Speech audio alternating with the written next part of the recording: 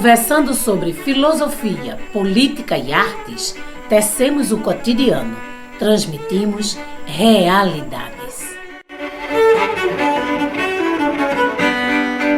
Olá, meu nome é Daniel Rodrigues, sou professor do Centro de Educação do UFPE, apresentando hoje o programa Realidades com especial de eleições. Em setembro todo vamos ter um debate sobre eleições. No caso, os convidados serão pessoas da sociedade civil, movimentos sociais, ONGs, pessoas que propõem, que debatem cotidianamente propostas para a cidade. E que nesse momento de eleições, ao contrário da gente perguntar qual é a proposta, qual a proposta que você tem, a gente vai perguntar para a sociedade o que a sociedade constrói enquanto projeto de cidade. E esse faz parte de um especial que é o direito à cidade. Hoje estamos aqui para discutir moradia e mobilidade com André Araripe, da FASE, e com Pedro, da Amiciclo. Depois eu apresento direitinho.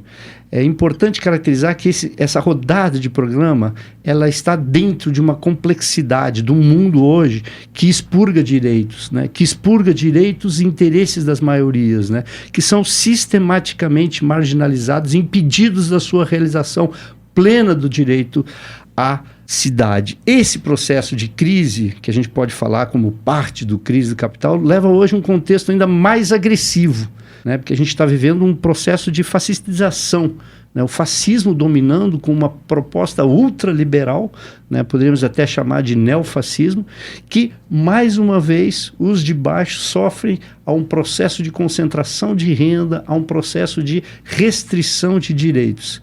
É nessa confluência de projeto neoliberal, privatista, concorrencial, que diminui espaços, verbas públicas, né, para um conjunto de pessoas e avança ao mesmo tempo uma violência fascista, uma violência que joga cada vez mais as pessoas para a marginalidade, as pessoas para uma situação cada vez mais precária para viver. Então, é assim que a gente vai começar hoje, viu, André e Pedro? A gente vai começar hoje a debater não só sobre moradia, sobre mobilidade, vão ter outros temas como arte, educação, saúde aqui no projeto, mas hoje a gente quer apresentar e começar com essa questão. Tem um link bom, né? Um link bom entre moradia, que é o nosso lugar que a gente fica, e depois para onde a gente vai. Então, eu queria começar com o André Araripe, porque ele é um arquiteto urbanista, especialista em políticas públicas urbanas, né, e seu financiamento, e faz parte da FASE Pernambuco. Compõe também a articulação Recife de Luta, que congrega organizações e movimentos sociais ligados à defesa e promoção do direito à cidade. André, qual a realidade da moradia hoje em Recife e no Brasil em geral? Por favor. Oi, Daniel. Satisfação estar aqui.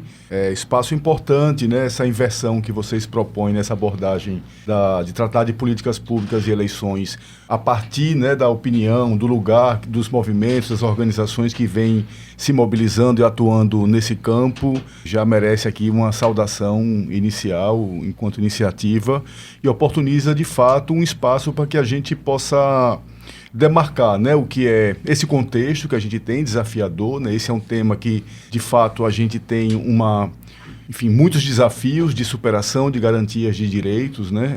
Esse é um lugar essencialmente de negação de direitos, né? Uhum. A moradia, o contexto brasileiro, especial aqui do Recife, de muita desigualdade, né? Nós temos parcelas da sociedade pequenas que gozam, né, desse direito à moradia, do direito à cidade no sentido mais amplo, né, de poder se locomover, de poder morar bem, de ter acesso às políticas, aos serviços públicos urbanos, né, que qualificam a sua forma de vida, etc.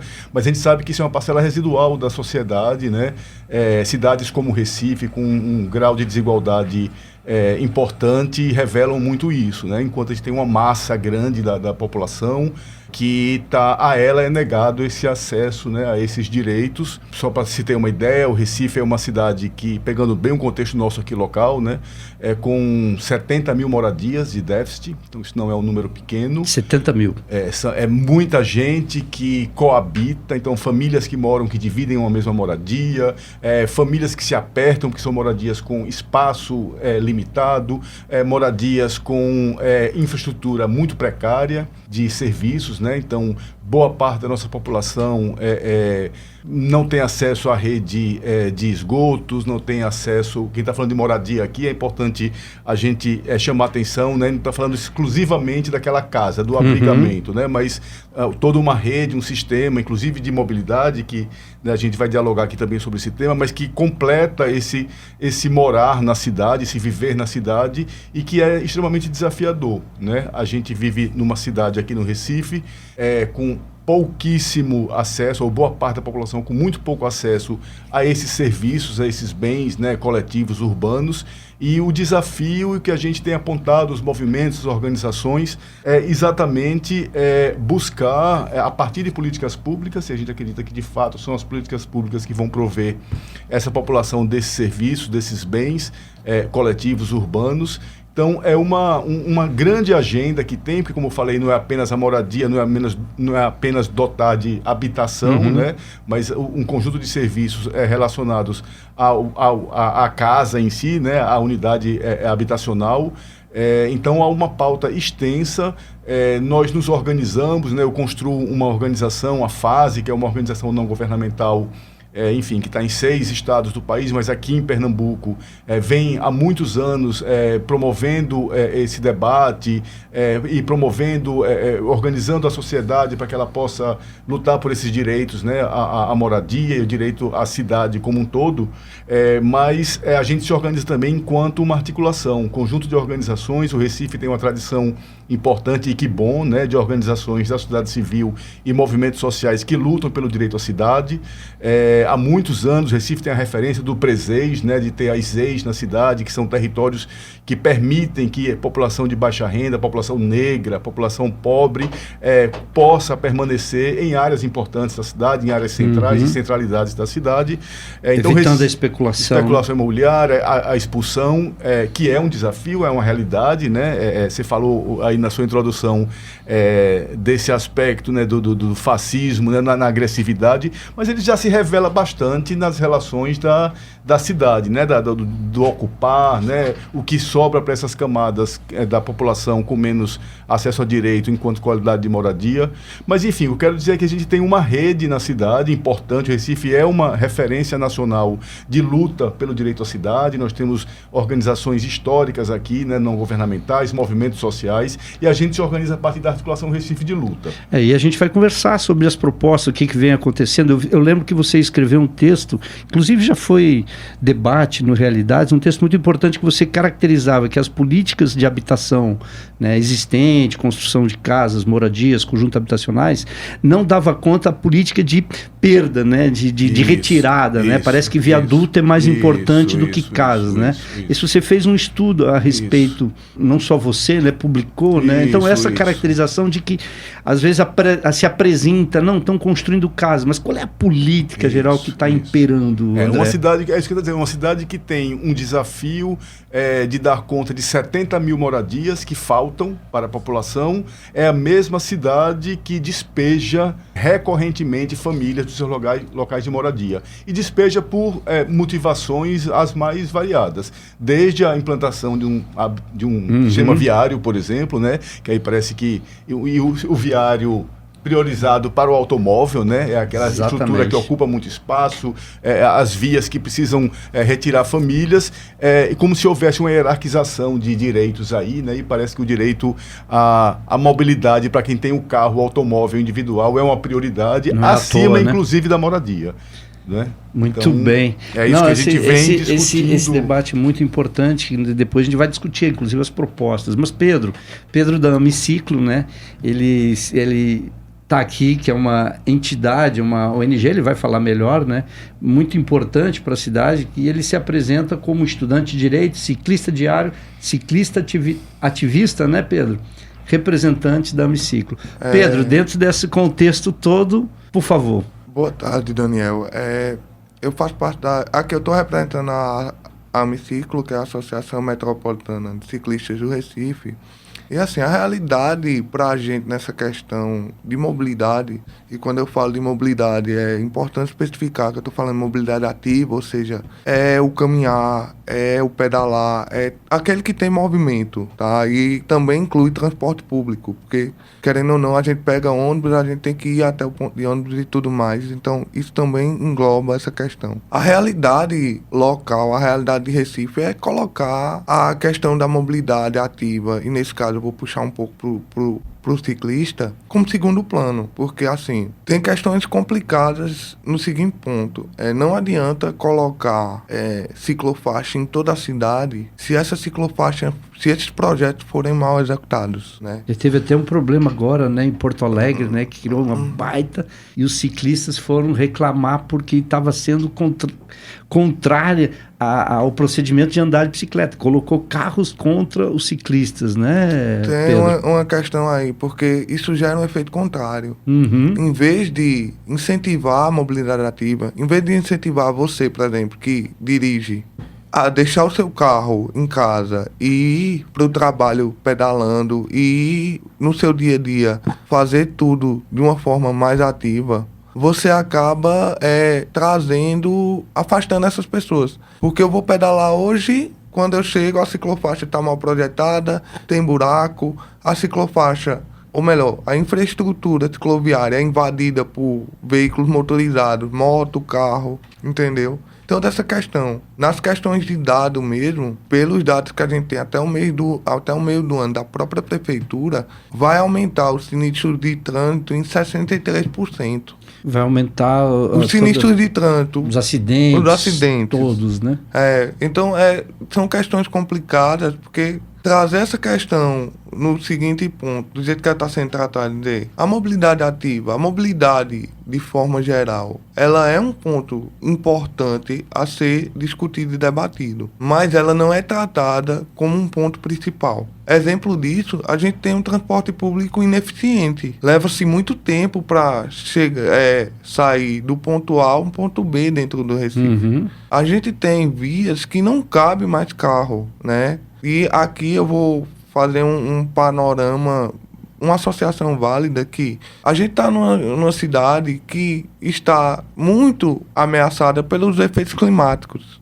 Recife, segundo o relatório da ONU, é a 16ª cidade do mundo mais ameaçada a sofrer os efeitos climáticos. Ou seja, quando a gente fala de mobilidade ativa, quando a gente fala de deixar o carro em casa e usar outro meio de transporte menos poluente, a gente também está tocando nessa questão de fazer associação mobilidade ativa e clima, que esse é um papel importante de atuação da Amiciclo agora, porque é nesse sentido que nasce em 2020, que nasce a Carta Compromisso do Clima, de que junta mobilidade e sustentabilidade. Muito bom. Ou seja, a gente não só está trabalhando com um único tema, a gente está trabalhando com um tema duplo, né?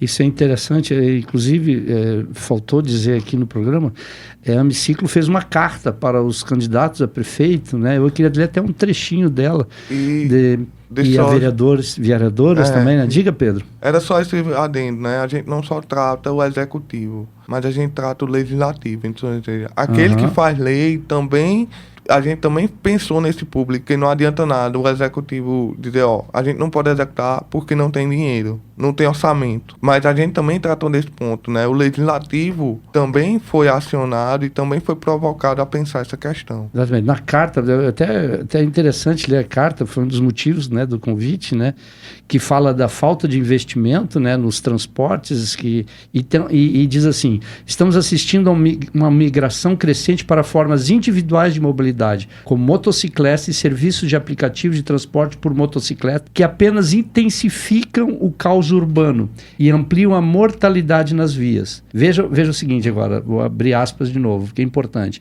Os dados indicam que, entre 2015 e 2023, série histórica disponível pela própria Prefeitura do Recife, o número de sinistros de trânsito, acidentes, né, com vítimas, aumentou mais que duplicou, passando de 1.420 para 3.437. Então é muito séria o efeito de uma não política, ou uma aparente abstenção de política, porque no fundo é uma política, né, Pedro?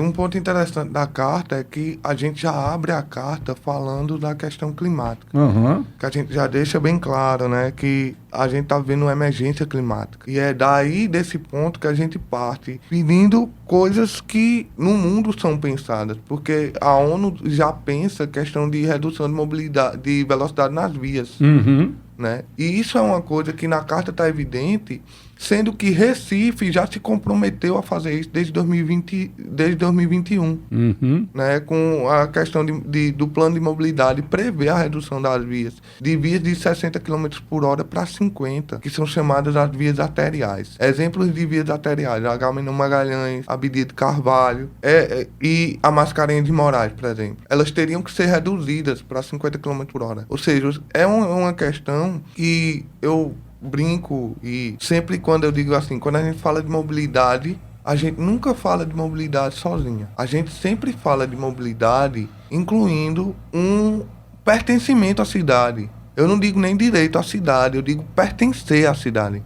Porque um dos pontos que a carta toca é o seguinte: ciclofaixas e infraestrutura viárias nas avenidas, né? Aí é um ponto importante, porque a gente quer botar o ciclista como evidência nas principais vias da cidade, nas principais avenidas da cidade. Mas não é só isso. Mas por que fazer isso? Resposta: a gente bota em evidência o ciclista, a gente permite que aquele lugar, por ser central, quem pedala ali tenha segurança. Ou seja, eu estou sendo visto. As chances de eu, como ciclista, acontecer alguma coisa e ninguém vê, tipo uma mulher pedalar durante a noite, ela não vai pedalar numa via secundária, que é onde está boa parte das infraestruturas cicloviárias do Recife. Ela vai pedalar, ela escolheria pedalar numa via central, porque teria visto. Claro. Né? Ou seja, e também tem outra coisa, pedalar e fazer mobilidade ativa é questão de saúde. Você deixa de ser sedentário, né? Também é uma associação válida. E a questão é o seguinte, é muito essa, né? Sem investimento e sem não só vontade política, mas eu acho que a gente tem que tomar consciência de quais caminhos, eu vou dizer, a cidade do Recife vai tomar daqui para frente. Eu acho que a carta basicamente dá isso, né? Então, exatamente. Estamos terminando esse primeiro bloco, já dando um gostinho. O próximo bloco a gente vai discutir as propostas para a cidade de Recife, tanto na questão... E a gente pode perceber já o link, não tem como falar de mobilidade e moradia separado, na verdade é um todo, né? Então, já voltamos aqui com André Araripe e Pedro para discutir mobilidade e moradia para Recife nessas eleições.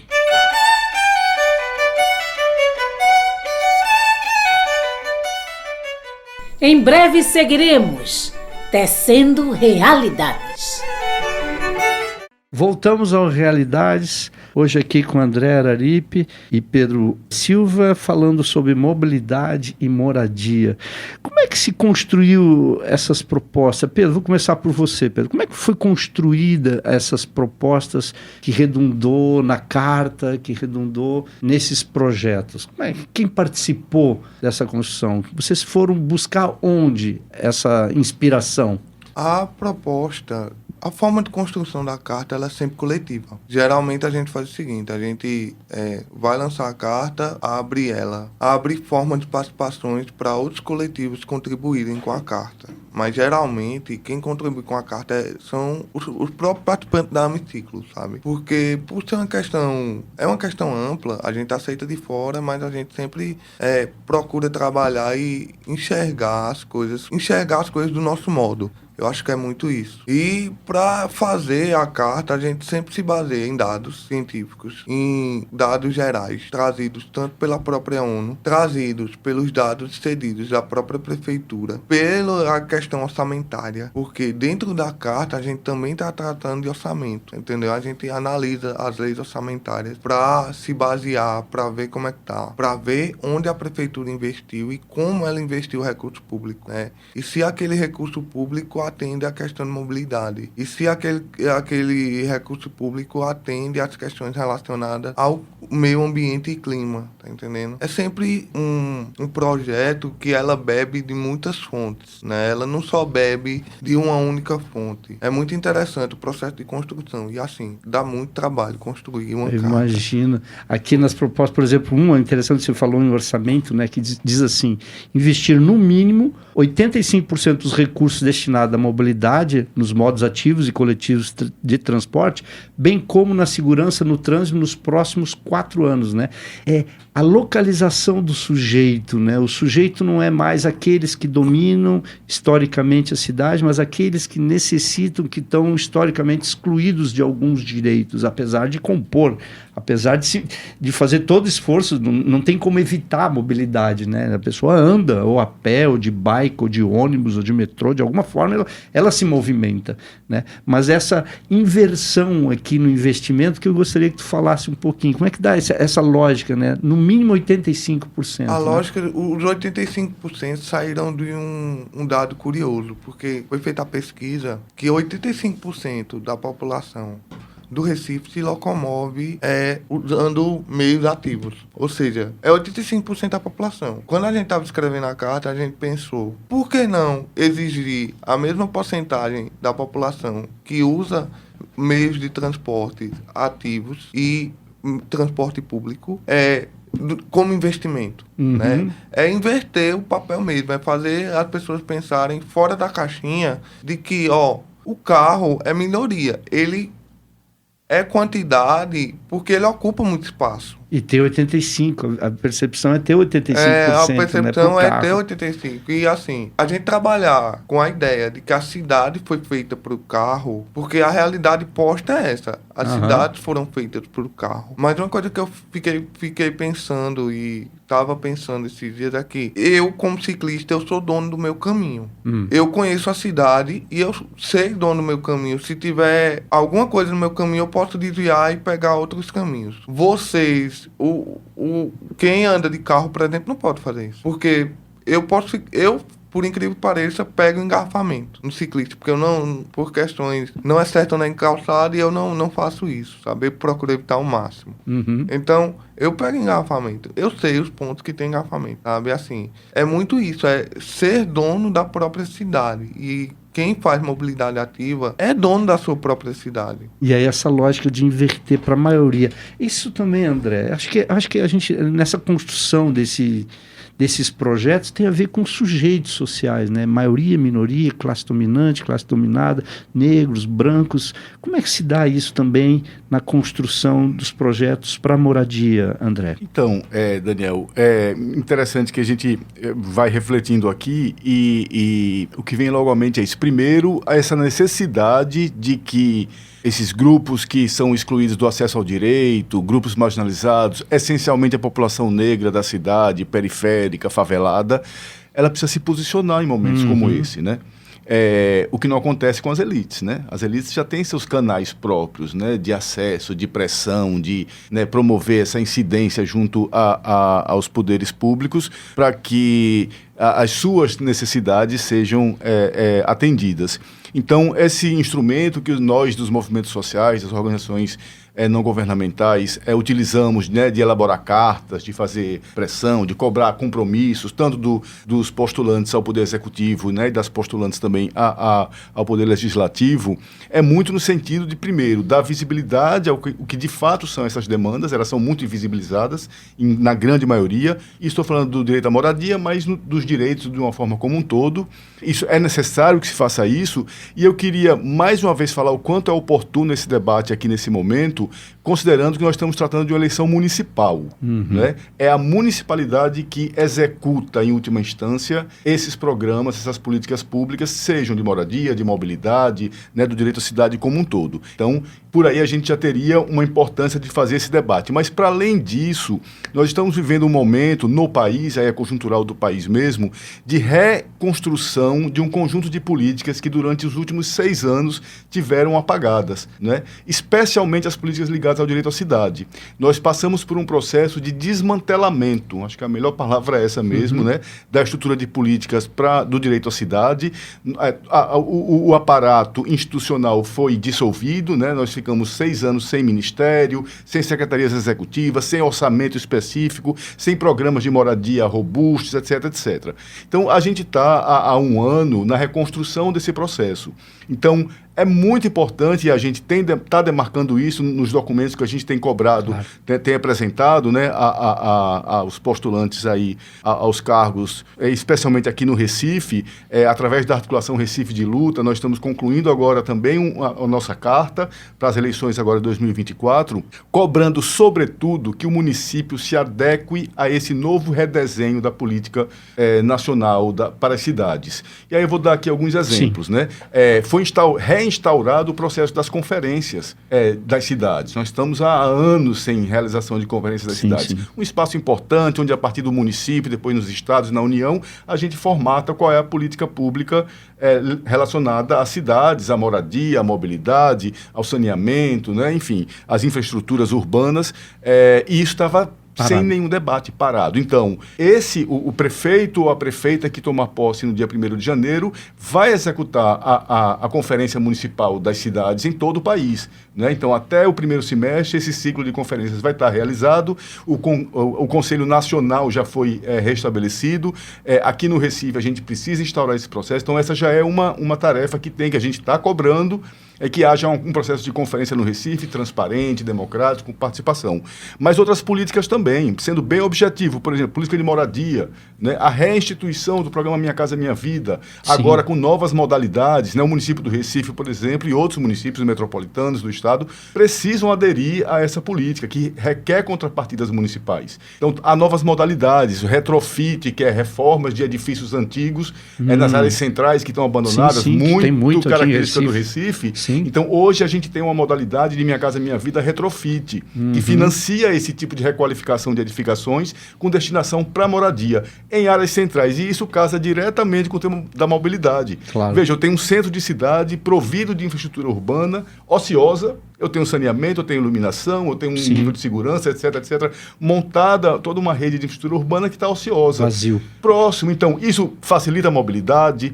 Se eu trago gente para morar no centro, ele está mais próximo do abastecimento que a família faz, etc. Então, você cria uma estrutura mais adequada para a moradia, aproveitando, por exemplo, essas estruturas edificadas, claro, né, que estão obsoletas. Essa é uma política que está deflagrada pelo governo federal, com linha de financiamento, etc. Estamos cobrando que a Prefeitura do Recife tem que ter contrapartida, projetos, tem que aderir, colocar quais são os prédios, fazer todo o mapeamento, criar, ou seja, o centro do Recife, e é sair desse lugar comum, né? Há uma iniciativa local do Recife de tentar requalificar o centro, mas fica insistindo nas mesmas teclas que já foram feitas em outros momentos, né?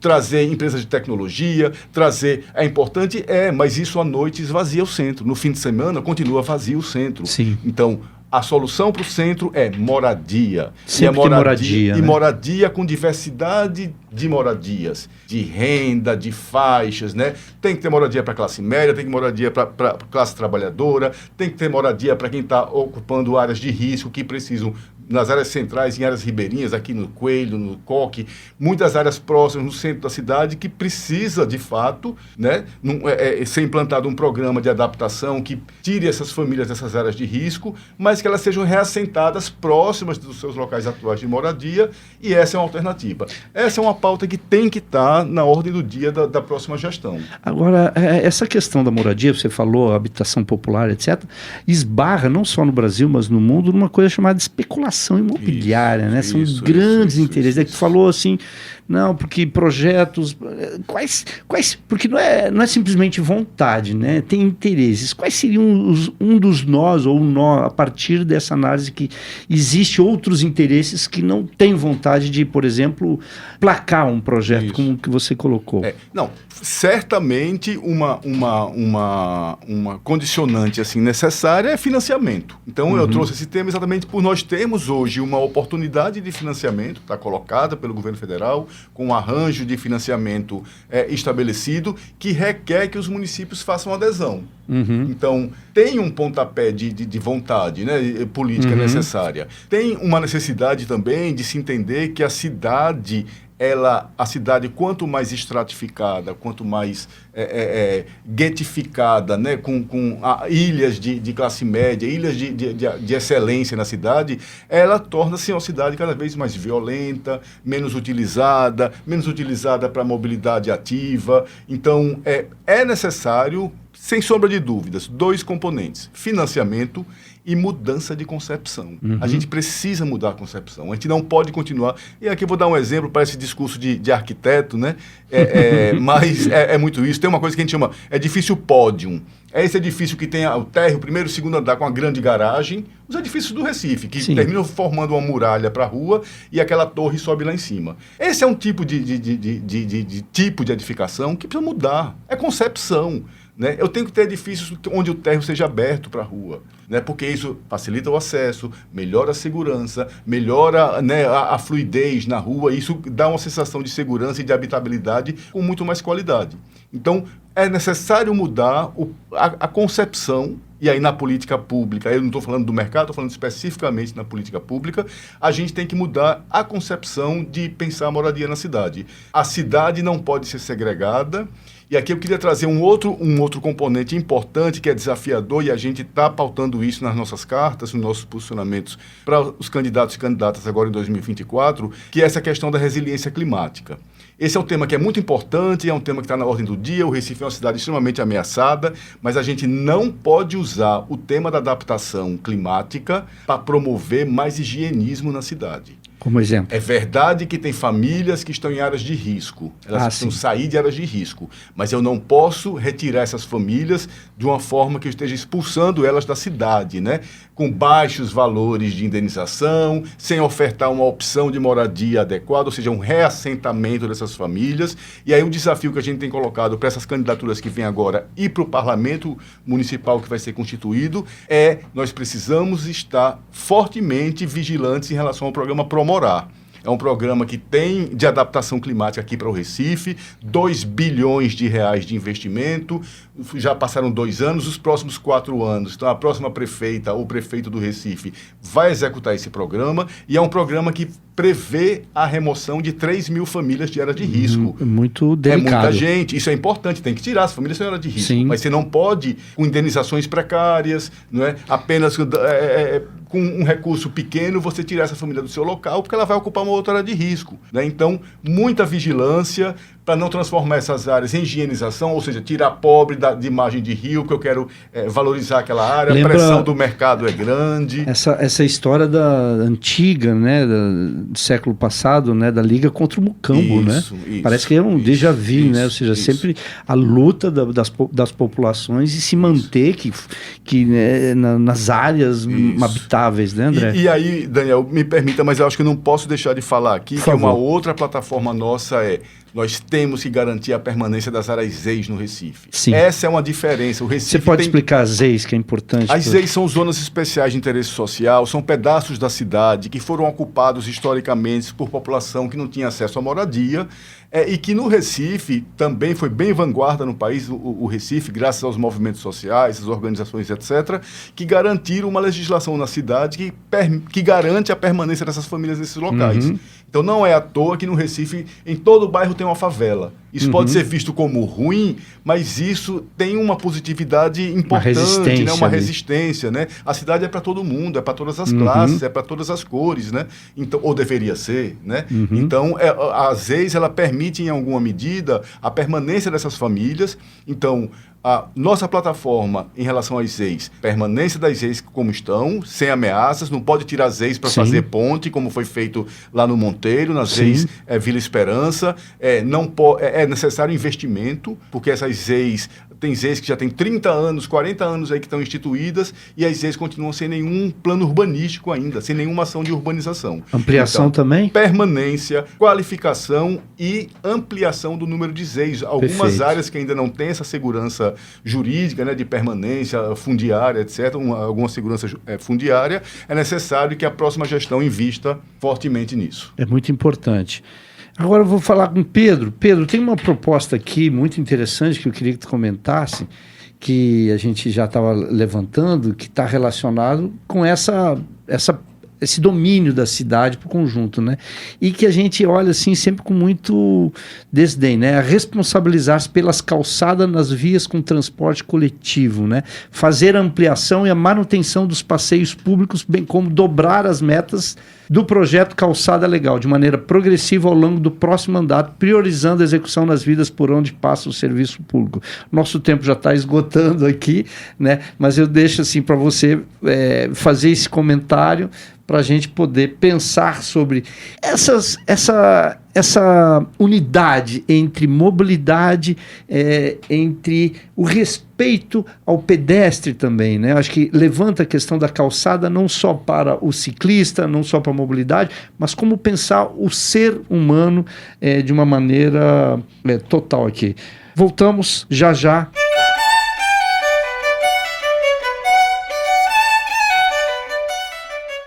Em breve seguiremos tecendo realidades.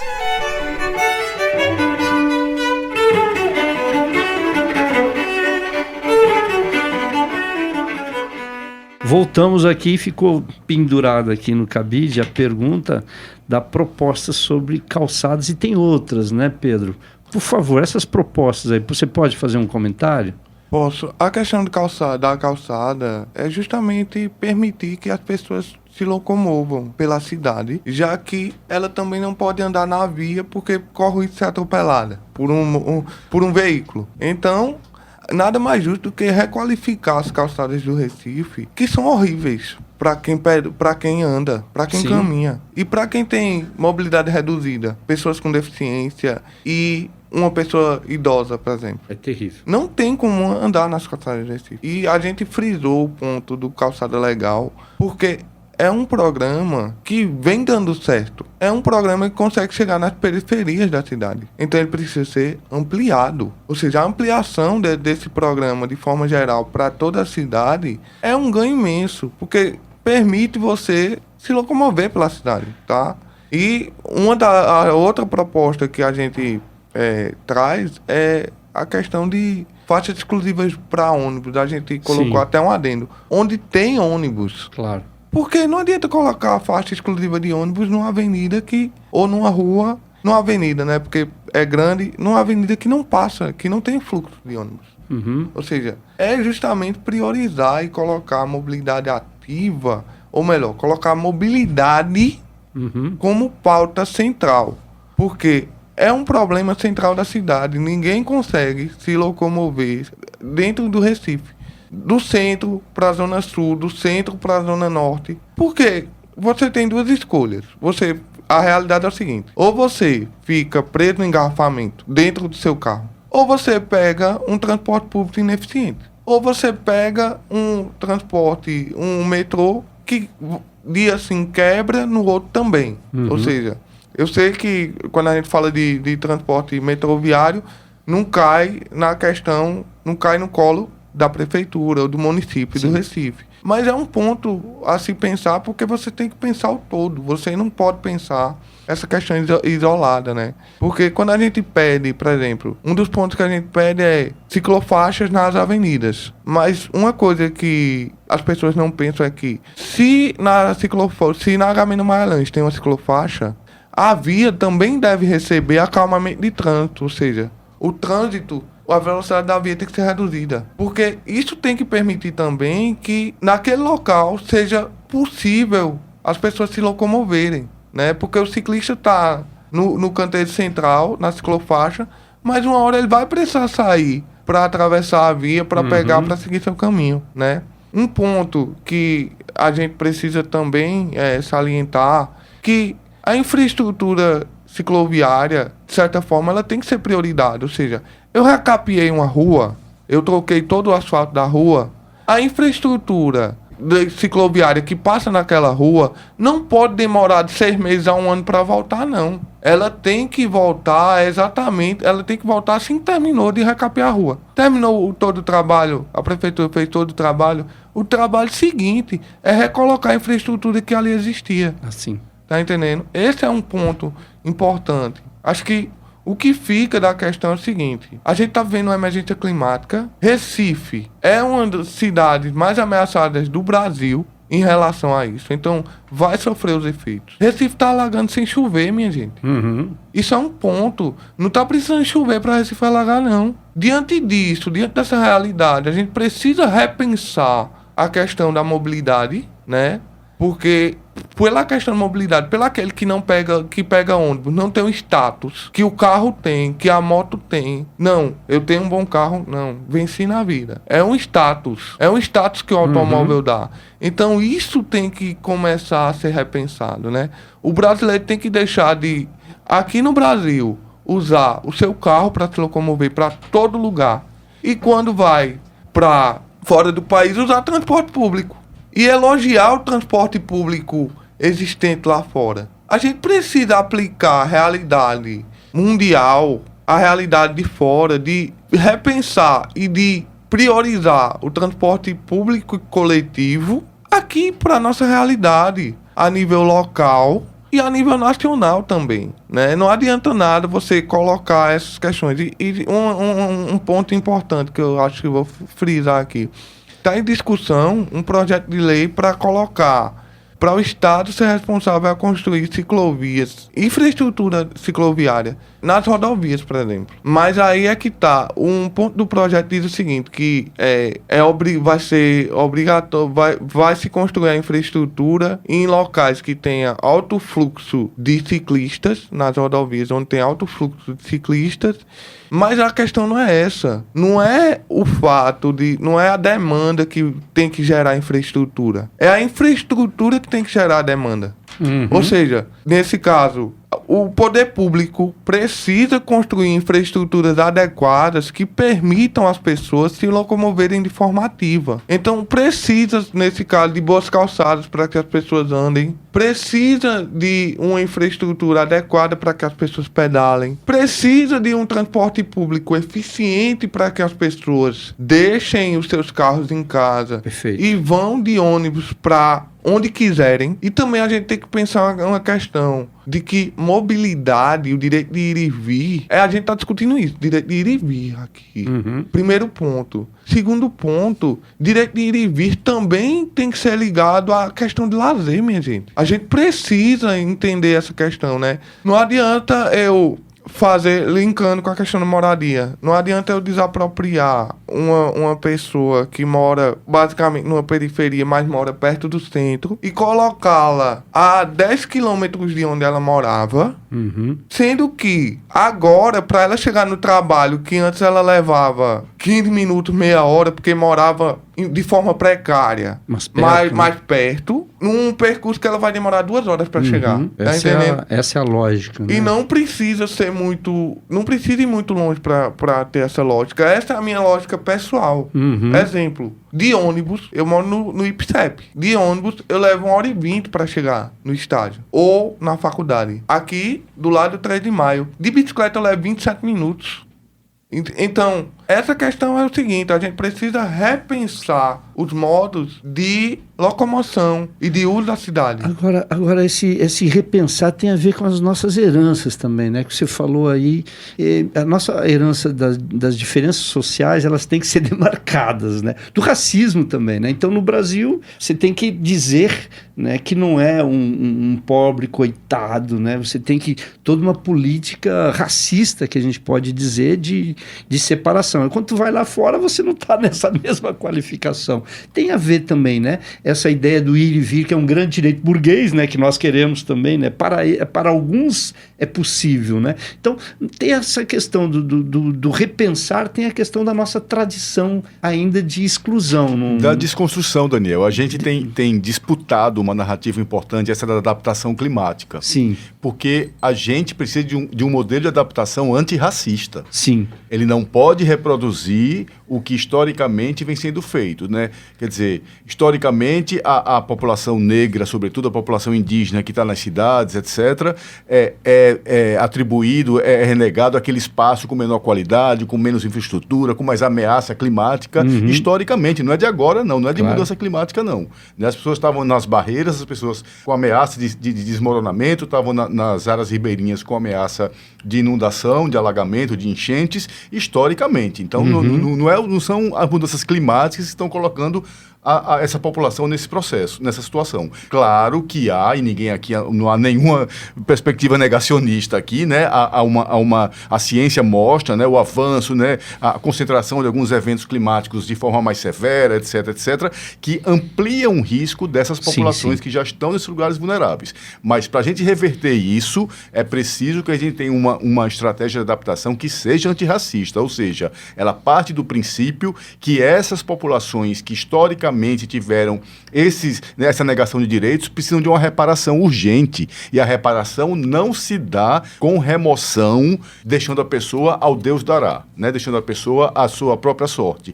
Então, é preciso política efetiva de reparação, ou seja, que agora possa sim, né? Diferentemente do que a gente vem vendo aqui no Recife, que é uma política de moradia, por exemplo, que mais despeja do que abriga. Nos últimos anos, o Recife, nos últimos 10 anos, números mostram, uma pesquisa importante aqui da Câmara do Recife, realizada pelo gabinete do vereador Ivan Moraes, que apontou, nos últimos 10 anos, o Recife mais despejou pessoas do que criou novas unidades habitacionais. Ou seja, nós temos uma despolítica de moradia, né? Nós temos um processo inverso. E a gente não pode se utilizar de políticas de adaptação, não é? Que hoje são muito bem aceitas, mostradas como necessárias, tal, para o novo contexto de intensificação como, por exemplo, eventos climáticos, retirando para os morros de barreiras ou para as áreas ribeirinhas, que são muitas no Recife, sem você ofertar, enquanto política pública, uma alternativa de moradia que deixe essas famílias numa condição, no mínimo, melhor do que elas estavam de ameaça. Você falou no intervalo aqui do problema do aluguel, né? Do aluguel social. O auxílio moradia, né? Quer dizer, essas famílias. Então, você chega para uma família carente, uma família negra, pobre, periférica, que está ali na margem de um canal ou de um rio da cidade. Olha, você tem que sair daqui porque eventos climáticos, etc. Convence a pessoa. Que alternativa eu tenho para essa família? Ou é dada a alternativa do auxílio moradia, que agora é R$300 e ninguém 200, aluga nada, já era 200 até pouco tempo, R$300, ninguém aluga um barraco numa favela da cidade mais. Ou para a pessoa esperar pelo habitacional. E aqui vale a pena lembrar que há famílias na fila de habitacional do Recife desde 2002. 2002? Mais de 20 anos. Mais de 20 anos. Recebendo R$200 e agora R$300 por mês para se virar. Então, essas famílias não acreditam nessa política. Qual vai ser a opção para ela? Receber aquela pequena indenização. 20% das indenizações feitas em despejo pela Prefeitura do Recife pagaram menos de R$10 mil, Daniel. O que você faz com R$10 mil, né? O que as famílias vão fazer? Vão sair dessa área de risco, vão ocupar uma outra área de risco, porque não tem alternativa. Então, é esse tipo de lógica que precisa mudar, é esse tipo de lógica que a gente está desenhando, nós lá na FASE, as outras organizações, através da articulação Recife de Luta, e vamos cobrar compromisso dos próxima gestora ou gestor da cidade, das próximas vereadoras e vereadores, para que construam políticas e fortaleçam políticas que mudem essa lógica perversa, racista, de lidar com o direito à moradia para essas famílias. E o racismo vai perpassando em tudo, né? Você falou da mobilidade, você do direito, por exemplo, uma coisa muito interessante em Recife é aquele no final de semana, né, no domingo, né, ter para lazer, que é muito importante e E as pessoas adoram, os recifenses de várias classes, né, o direito de andar de bicicleta com mais tranquilidade. Mas chega no dia a dia, no dia que você, na segunda-feira, que você vai Quando pro mais trampo, precisa. né, Pedro? E quem é que está pedalando no dia a dia? Né? Exatamente. Faça tire uma foto dessas pessoas. Aham. São negros, são pessoas negras, são pessoas periféricas, são, em grande maioria, trabalhadores, né? São esse tipo de pessoas que estão trabalhando, que estão pedalando. Enquanto, no final de semana, quem pedala é a elite, são pessoas brancas, são pessoas que saem dos seus condomínios, saem dos seus bairros nobres e vão pedalar pela cidade, né? Um ciclo entregador que eu conheço me fez uma provocação. É no final de semana, quando não tem trânsito, que eles fecham as ruas para as pessoas pedalarem e que eles botam aqueles pardais para mandar para controlar o trânsito, né? Porque o pardal fica no sinal, ele manda os carros parar e libera o espaço para o ciclista. E aqui não vai nenhuma crítica em relação a não deveria existir, Claro, porque claro. é um incentivo para a pessoa pedalar e para a pessoa se locomover e se mexer. É um incentivo muito grande. E é válido essa proposta. É muito válida. Agora só que fica a provocação. Quem pedala nos finais de semana, né? E quem pedala durante os dias úteis? Exatamente. Então a gente está chegando já pertinho do fim, tá, agora a coisa começou a esquentar, mas é isso, né? Não termina na eleição, não termina, é um contínuo a luta pela moradia, né? A gente falou aqui, é secular, né? É a luta pela mobilidade e está imbricada essas questões, né? De classe, de raça, de grandes interesses, mas a população luta, né? Ocupa o seu espaço, né? Faz fazer seus direitos, não só votando, mas também depois. E aí eu queria que vocês se despedissem do programa, as conclusões de vocês. Qual é a perspectiva do depois da eleição? Como é que continuam essas lutas, cobranças, etc.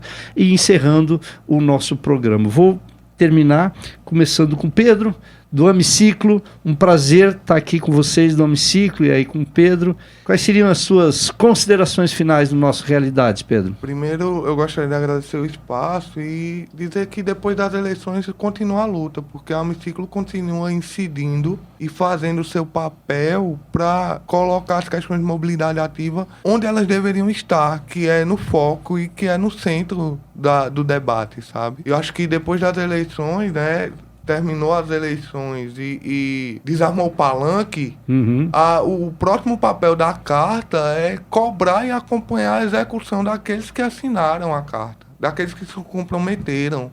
Quantos foram que você estava falando, né? De vereança foram 13 e de prefeituráveis foram um prefeiturável que assinou. Muito bem. Vocês vão divulgar no Instagram de vocês? Vocês têm Instagram, Não, né? tem Instagram. Qual é o Instagram de vocês? Pode dizer, Pedro. Amiciclo. É Amiciclo. Você pesquisando no Amiciclo, você consegue encontrar a gente. Ótimo. Aí vai ter os candidatos que assinaram. A gente já está fazendo papel de divulgação e fazendo todo o andamento em relação a isso nas nossas redes sociais. E também é muito isso, sabe? A gente está divulgando, a gente também está aberto para assinaturas. Muito bem. Ou seja, continua. As vereanças ainda podem assinar, os prefeituráveis podem assinar, é um espaço Cobrar, aberto. Né? E o próximo passo, depois desse primeiro passo, que é a assinatura, é fazer a fiscalização, Sim. que é o papel da sociedade civil nessa questão. Né? É o próximo passo do projeto. Muito obrigado, Pedro. André, por favor. Então, nos próximos dias a gente também está divulgando a nossa carta da Articulação Recife de Luta, carta de compromissos com a política urbana, cobrando esse compromisso das candidaturas, né, majoritárias e proporcionais à Câmara de Vereadores.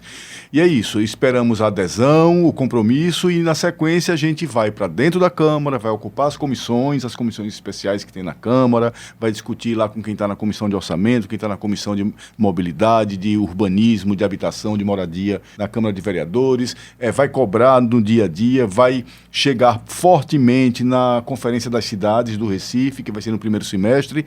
E é isso, a gente vai, durante os próximos 4 anos, estar no calcanhar desses candidatos e candidatas que se comprometeram ou não com as nossas propostas. Tem que ter cobrança. Encerramos mais esse programa Realidades aqui hoje, apresentado por mim, Daniel Rodrigues, na técnica Alexandre Silva, como convidados André Araripe e Pedro Henrique da Silva, da Amiciclo. Este programa também está nos streamings. Até mais, um abraço, até domingo que vem. Acabamos de ouvir Realidades.